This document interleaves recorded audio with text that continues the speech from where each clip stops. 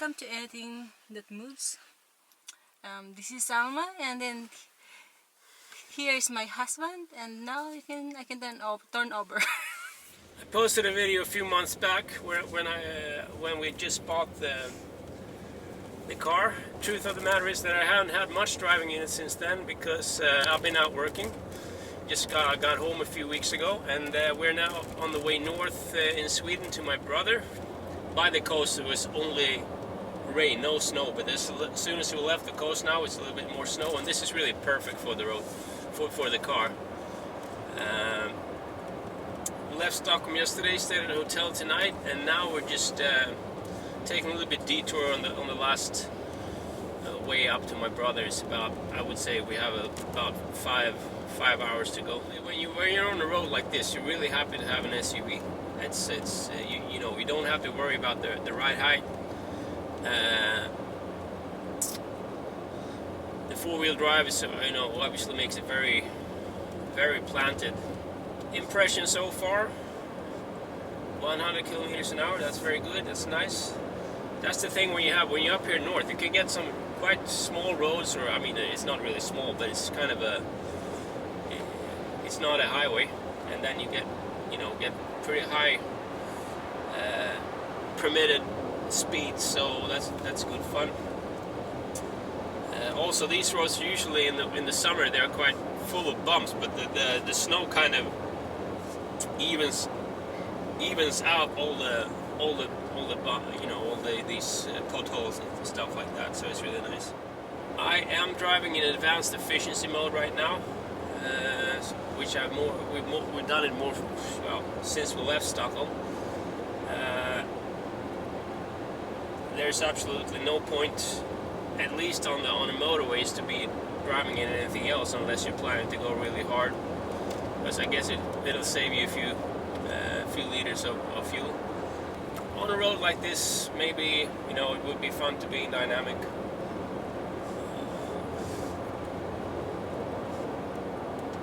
As soon as you go to natural, now it's just gear down a gear. Let's see if I go to dynamic. It's a completely different car when you change the driving mode.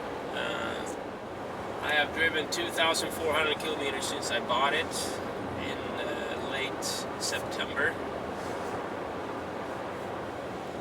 and I've been averaging 10.4 liters per 100 kilometers since then. Another thing that, you know, nobody ever mentions is that, you know, when you go into when you turn off the screen, you know, it really looks wonderful. You know, it's like, the thing is, everybody's talking about infotainment. Nobody's going to give a shit about how the infotainment looks 20 years from now, 10 years from now, because all infotainment screens are going to look dated, you know.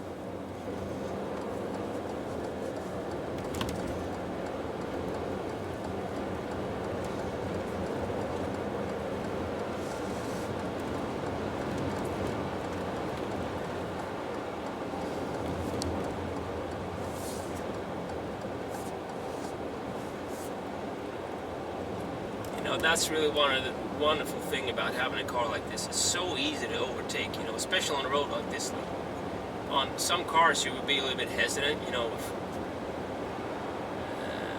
or it wouldn't really feel safe. But in this car, you just push it. Maybe I like gave 1/5 of the pedal, you know, and it was just. Okay, so after about 2.5 hours of driving on the snowy roads, I have to say that I cannot actually think of any car that is more suited it's better suited for this kind of driving, you know. It's very, very planted. It's like driving on rails.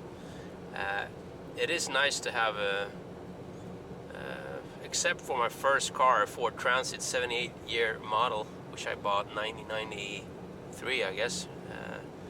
This is my first car ever that is rear wheel drive biased. Now it is four-wheel drive, but the power will only go to the front wheels if the rear wheels lose traction. Now, of course, they do sometimes in these conditions, but it's so good. It's so nice to have a rear wheel biased car, because if you're like going a little bit fast, or like you feel that you need to tighten up the corner, what you do, like if you have a front wheel drive car, it's really difficult to I mean, if you have a front wheel drive car, it's difficult to tighten up the corner. You know, it will only push you out into the ditch. But with a rear wheel drive car, you can really give it a little bit of gas, and you will basically tighten up the turn. Nice. It's also nice to not have this torque steer, or whatever you want to call it, when you exit corners, when you give gas. You don't have this, you know, the steering wheel trying to go in all directions.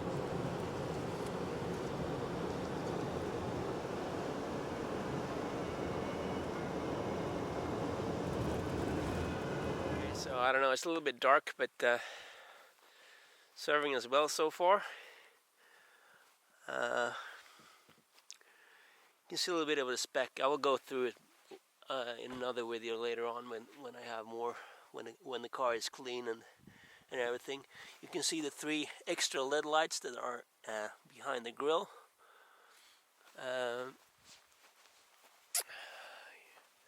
These are the winter wheels, and this is not the Alfa Romeo. They're quite a lot heavier than the original rims, but they look pretty nice.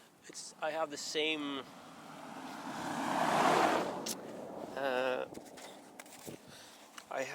dimensions, front and rear wheels, while